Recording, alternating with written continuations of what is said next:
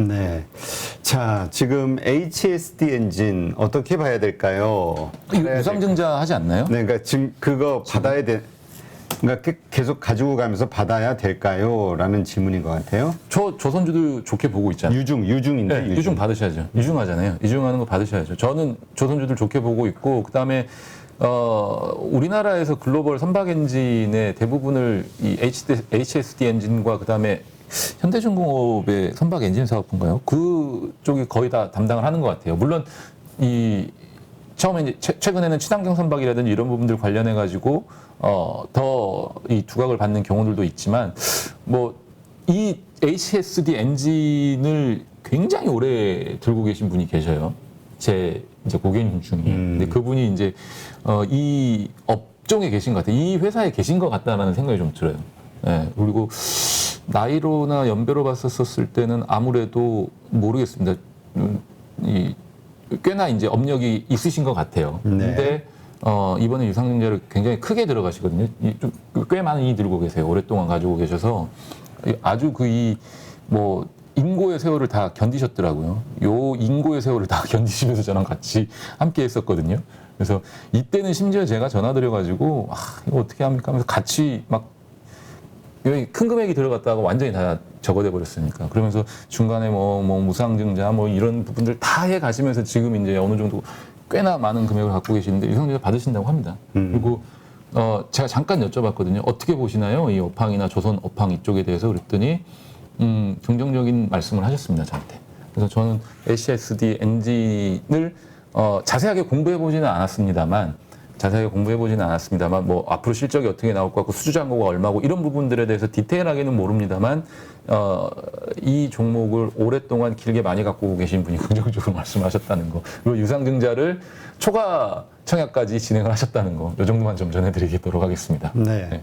일단 매도와 관련해서 우리가 정말 정확한 타이밍만 알 수 있다면 몰빵, 그러니까 한 번에 그냥 다 질르고 그렇죠. 할 수 있는데 그걸 알 수가 없으니 네. 그래서 이제 우리가 분할 매수 하자는 얘기를 네. 하는 거죠. 네. 자, 지금 대덕전자, 네. 하나마이크로, 아까 우리 얘기했던 거예요. 반도체 소부장들. 네. 대덕전자, 하나마이크로 네. 소부장 들고 갈까요? 버릴까요? 안 움직이니까 답답해서 그러시겠죠? 자, 제가 하나 말씀드리겠습니다. 만약에 지금 그러면 대덕전자 매도하시고 방산주 사실 용기가 있으신지 한번 먼저 여쭤보고 싶어요. 저는요. 그러니까 지금 소부장을 들고 계시는 분인데 너무 답답하잖아요. 근데 제가 그랬잖아요. 그래서 지금 베어마켓 랠리, 그리고 이 베어마켓 랠리가 어느 때까지 이어질지 모르겠지만 저는 8월 달까지라고 보지만 그게 9월, 10월, 11월, 12월, 12월 달까지도 계속 진행될 수 있어요. 근데 지수 자체는 큰 폭으로 오르지 못하고 또 지수가 어느 정도 일정 부분 올라간다 하더라도 내 계좌의 잔고 수익률은 변하지 않을 수 있습니다.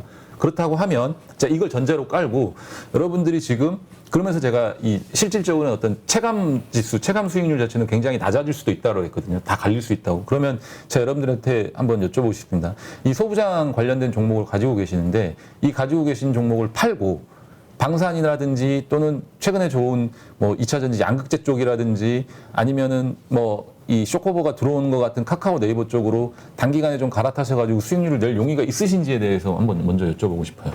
저는 만약에 그럴 용기가 있다고 하시면 갈아타 보셔도 나쁘지 않다고 봐요. 일부라도. 그러니까 왜냐하면 방산 쪽의 섹터가 이 시기에 이렇게 좀 이 수급 쪽으로 또는 수익률 쪽으로 두각을 나타내고 있다는 거는 주도 업종이 맞거든요. 주도주가 맞고. 네, 저는 그렇게 보고 있거든요. 왜냐하면 방산주들 같은 경우는 더군다나 최근에 쇼커버가 들어올 만한 상황도 아니었고요. 그 다음에 수급 공백도 없었습니다. 계속해서 지금 올해 시장이 안 좋았을 때도 방산주들은 계속 좋은 흐름을 타고 왔단 말이에요. 그러면 다시 장이 좋아졌었을 때 거기서 막 다 팔고 다른 걸 산다? 그러진 않을 거라고 봅니다. 그러면 방산주에 대해서 일부라도 종목 교체를 한번 눌림목 시기에 해보셔도 저는 나쁘진 않다고 봐요. 그런 용기가 있다고 하시면. 하지만 그냥 팔고 현금 가지고 있을게요. 그것도 나쁘진 않은데 뭐 굳이 어떤 식으로 돌아갈지 모르는데 소부장 쪽은 나쁘지 않은 종목 섹터 업종인데 저가에 매수를 하셔서 수익률을 어느 정도 내고 있다고 하시면 그렇게 하실 필요는 없지 않겠나 이런 좀 생각을 해봅니다. 알겠습니다. 그러니까 뭐냐면 내가 예를 들어서 하나마이크론, 대덕전자, 그다음에 원익 QNC 이런 종목들을 긴 호흡을 가지고 장기적인 관점으로 매수를 해서 가지고 가고 있는데 단순하게 이게 물려 있지 않고 수익을 내고 있는데 또 여기서 수익이 좀 정체됐다고 그래가지고 바꾸실 필요는 없고요. 제가 현금을 마련하시고 바꾸시라고 하시는 종목들은 뭐냐면 지나치게 높은 가격에 샀다가 지금까지 좀 물려 있어서 앞서 이제 말씀드린 대로 좀 익절을 고려해야 되는 상황. 그 상황에서는 과감 없이 하시라는 거지. 내가 어느 정도의 어떤 그러니까 내 포트의 주력이라고 생각을 하고 매수했던 업종의 섹터 종목이라면 굳이 그러실 필요는 없을 것 같다라는 생각을 좀 합니다. 네, 알겠습니다. 자, 지금 호텔 신라 하늘을 날다님, 호텔 신라가 마이너스 30%인데 어떻게 탈출할 수 있을까요? 이거 좀 어렵습니다. 호텔 신라. 오늘 그렇지 않아도 실적 발표 오늘이라고 네. 들었는데. 제가 얼마 전에 이제 여러분들이 시장과 싸우고 있을 때 혼자 이 해외에 휴가를 다녀왔지 않습니까? 네. 그렇지. 그때 이제 그때 인천공항 골프였네. 그렇게까지 디테일하게 꼭 말씀을 하셔야 되나요? 베트남 골프 여행? 네, 태국이었습니다. 태국. 예, 그랬었는데 그때 제가 면세점의 분위기를 좀 봤었거든요. 네. 국내 인천공항 면세점의 좀 분위기를 봤었는데 한산합니다. 그래요? 아직까지도. 네, 굉장히 좀 저희가 이제 코로나가 어느 정도 끝나고 또 어느 정도 완전히 이제 우리 일상에서 사라져가는 정도 수준이라고 생각을 하고 하늘길이 열려서 수많은 사람들이 그 시기에 해외여행의 어떤 계획을 좀 잡을 거라고 생각을 했는데 의외로 한 40% 정도? 적게는 그 이하 정도 수준까지거든요. 왜냐하면 10개 중에 4, 5개 점포가 문을 닫았습니다. 인천공항 면세점이 아직도. 예, 다 오픈이 안 돼 있고요. 그 안에 이제 돌아다니는 이 손님들도 그렇게 많지가 않았었고, 제 느낌에는 저희가 전부인 것 같은 듯한 그 정도 느낌이었거든요. 그래서, 시간이 좀 걸릴 것 같아요. 왜냐면 이제 호텔 신라 같은 경우는 다른 어떤 면세 사업 외에도 호텔 사업이라든지 이게 비중이 크진 않지만 그 부분까지 좀 고려를 해서 생각을 한다고 하면 사실은 당장의 마이너스 30%의 수익을 극복하기는 좀 어려울 것 같습니다. 단도직입적으로. 그래서 물론 이제 그게 향후에 환율이 좀 낮아지고 항공의 유류세 비용이 조금 유가까지 좀 낮아지면서 항공에 대한 유류세 비용, 그다음에 해외 여행에 대한 어떤 이런 부분들이 조금 다시 살아나면서 가격도 조금 낮아지고, 그죠? 패키지 상품들이 많이 오면서 가격도 좀 낮아지고 이러면서 수요가 다시 한번 좀 늘어난다고 하면 모르겠습니다. 그리고 중국과의 관계도 괜찮아지고 내국인 관광수가 많으면서 면세점 사업이 다시 한번 화랑으로 가게 되면 모를까. 그게 아니라고 한다면 당분간은 조금 어렵지 않겠냐. 왜냐하면 이게 여기까지의 차트만 보시면 월봉으로 이런 모양의 차트만 보시면 예전 이제 현대중공업 같은 차트 모양이거든요. 그죠? 쌍봉을 월봉으로 그리고 나서 잠시만요. 이게 이제 현대중공업의 차트인데 이런 식의 어떤 모습을 그리고 나서 굉장히 오랜 시간 헤매버리거든요. 그죠? 이렇게 보시면 쌍봉 만들고 나서 굉장히 오랜 시간을 이렇게 헤매버리는 상황이 연출이 될 수가 있습니다. 그러니까 업황이라는 게 사이클이 있는데 사실 이제 사이클이 한번 죽고 나면 다시 올라서기에는 좀 많은 시간이 걸릴 수가 있습니다. 그래서 그런 부분들을 좀 안타깝지만 염두를 조금 해보셔야 되지 않을까라는 조금 말씀을 좀 드리고 싶습니다. 그러니까 다음 사이클이 올 때까지 수년간을 기다릴 것이냐 아니면 여기서 과감하게 자를 것이냐 믿고 기다려 볼 것이냐 그 결정을 내리셔야 될 것 같아요. 네. 저는요. 네. 알겠습니다. 진짜 무섭네요. 아니 무섭죠 그게. 하여튼 그 호텔 신라는 면세점에 대한 이슈로 올랐던 거고 그게 지금 다시 살아나야 되는 거죠? 그렇죠. 이제 그때 당시에 이제 중국 관련 이슈, 그다음에 면세 이 화장품 관련된 이슈 이런 것들로 인해서 조금 많이 됐었는데 화장품 업종들도 사실 좀 그렇잖아요. 지금 화장품 업종들도 같은 이 상황을 좀 겪고 있거든요. 그런 부분들이 좀 살아나기에는 시간이 좀 걸리지 않을까라는 생각을 좀 해봅니다. 안타깝지만요. 네. 예, 알겠습니다. 자, 지금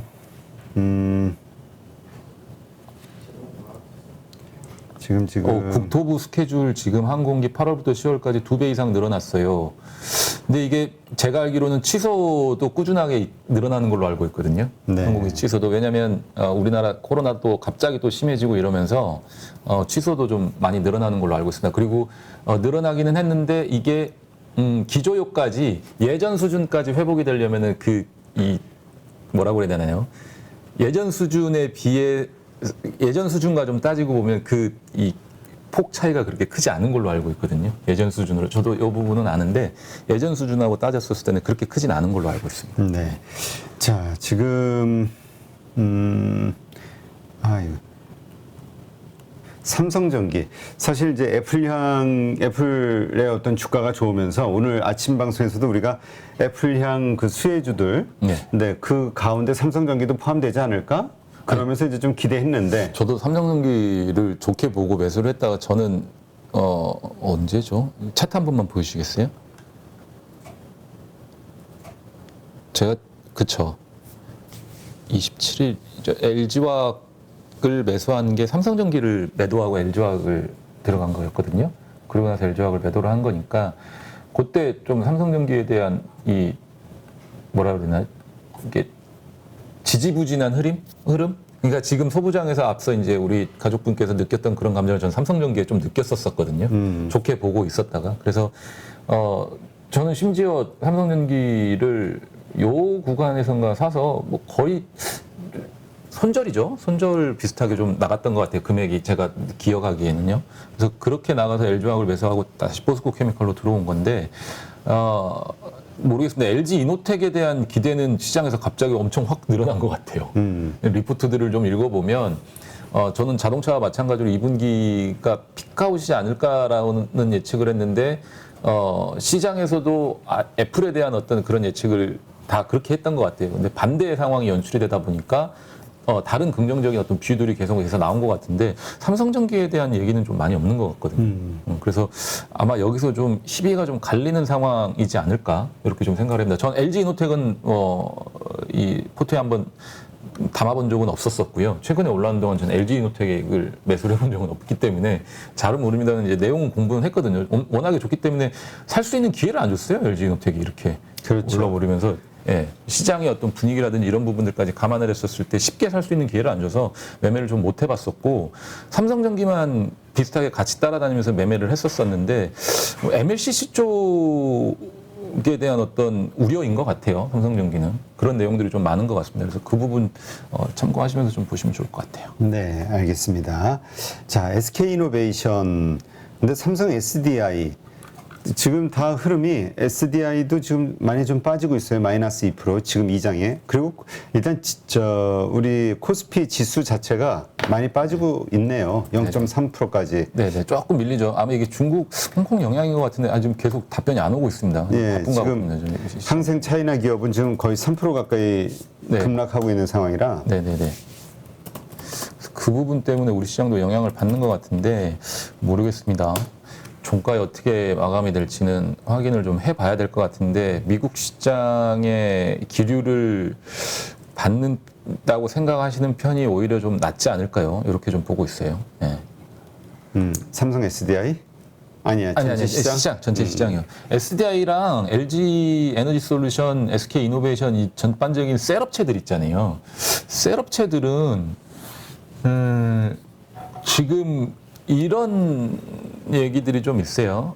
셀업체들에 대한 숏 그리고 소재 쪽에 대한 롱이 다시 들어온다라고 하거든요. 네. 그러니까 예전에는 최근 동안에는 이 소재 업체들 숏 그다음에 셀업체들 롱이었거든요. 근데 그게 LG 에너지 솔루션 이 보호해수 물량 나오고 나서 물량 락업 해제되는 그 시기를 기점으로 그게 바뀌었다고 합니다.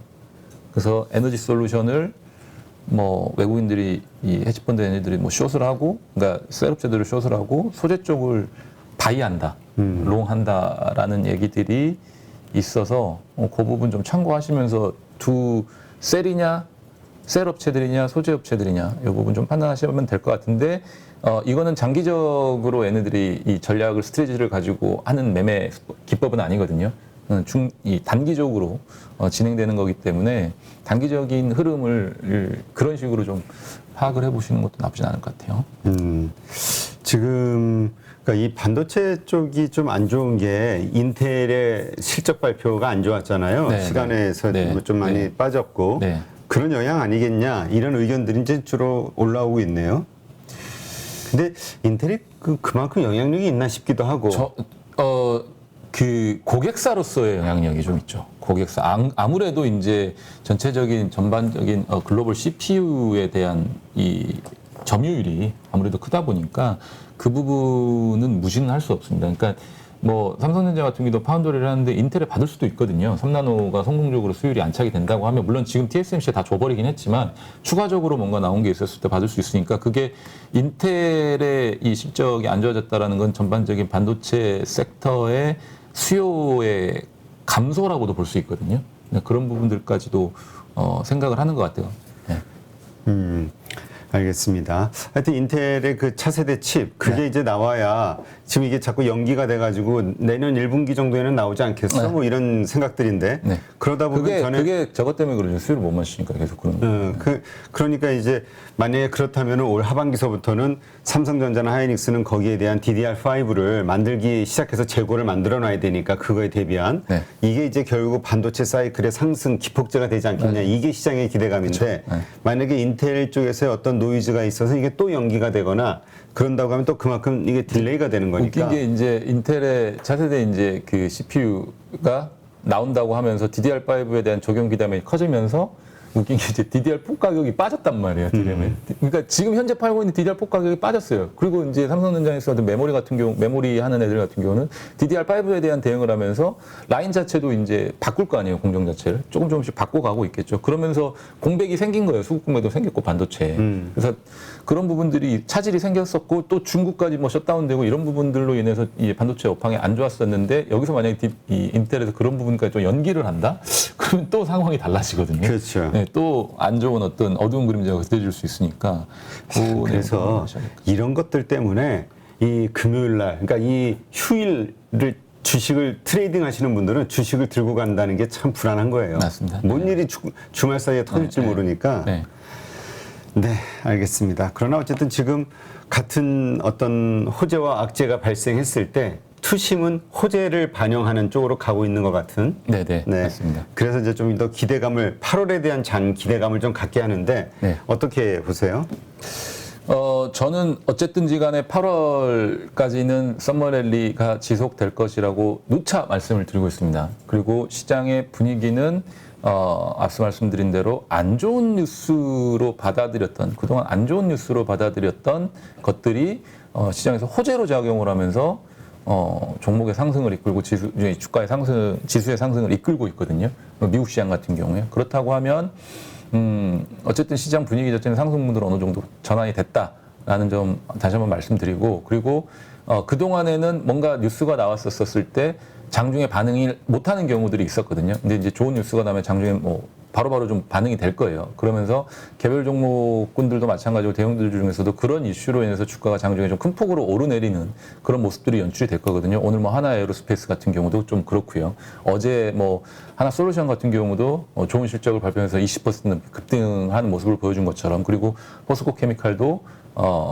수주 공시를 받으면서 20% 가까운 급등세를 보여준 것처럼 그러한 일들이 8월 달까지 계속 벌어질 가능성이 높습니다. 그래서 주식을 여러분들이 어느 정도, 그러니까 다 비우는 거는 사실 리스크예요. 주식 자체를 다 비우는 건 리스크하지만 현금이 하나도 없다고 그랬을 때는 계속해서 만들어낼 수 있는 시장을 어느 정도 이 분위기를 좀 만들어 줄 거거든요. 그렇기 때문에 저는 계속해서 말씀드립니다만 뭐 9월, 10월, 11월 달까지 모르겠어요. 저는 아닐 거라고 보는데 그 중간중간에 한번 또 변고가 있을 것 같다고 말씀드리는데 8월 달까지는 적어도 이런 어떤 수익률 장세, 종목 섹터 잘 골라서 또 그 종목이나 섹터가 내가 가지고 편입되어 있는 포트에 들어있다고 한다면 계좌 잔고를 어느 정도 끌어올려줄 수 있는 그런 시장이 당분간 연출되지 않지 않을까 이렇게 좀 말씀을 드리고, 이번 주말은 걱정 없지 않을까요? 라고 이렇게 좀 말씀드리고 싶네요. 네. 실적 발표 나오는 지금으로서는 네, 지금으로서는 누구나 1시간 안에 200개 종목에서 좋은 종목을 고를 수 있는 그런 능력을 배양할 수 있도록 제가 도와드리려고 그렇게 하고 있습니다.